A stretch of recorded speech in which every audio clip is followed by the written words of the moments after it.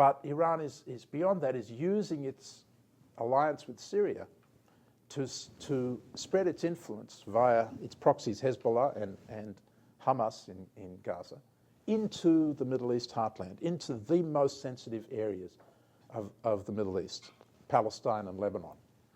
And that too is deeply troubling to both Israel and the Arab states.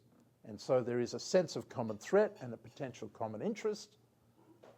The glue for that virtual alliance, which is a peacemaking alliance, comes from an effort to resolve the Palestinian conflict and to try to bring Syria out of the Iranian camp into the American-led peace camp through a peace process there, which the Turks have been mediating for the last year and essentially have laid the basis for that negotiation for the Obama administration to pick up. If we do those things, if we try to engage Syria in a negotiation with Israel, try to move the Palestinian-Israeli peace process forward, we can create a dynamic that will change the calculations of the leaders in the region.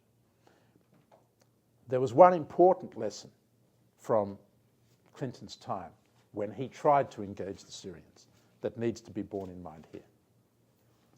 We pursued, and I detailed in the book, a Syria-first strategy, where we were trying to make peace with Syria because of the strategic advantages, similar to the ones I've described, but at the same time we were trying to isolate Iran.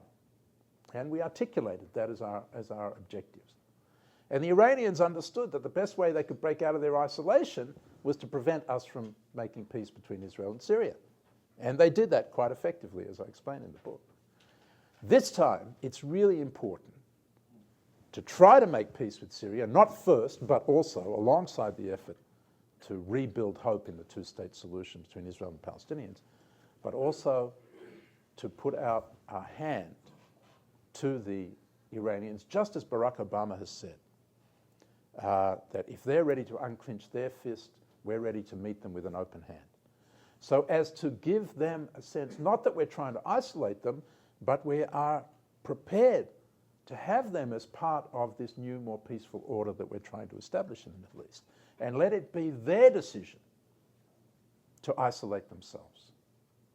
Essentially, what's needed here is three initiatives run simultaneously.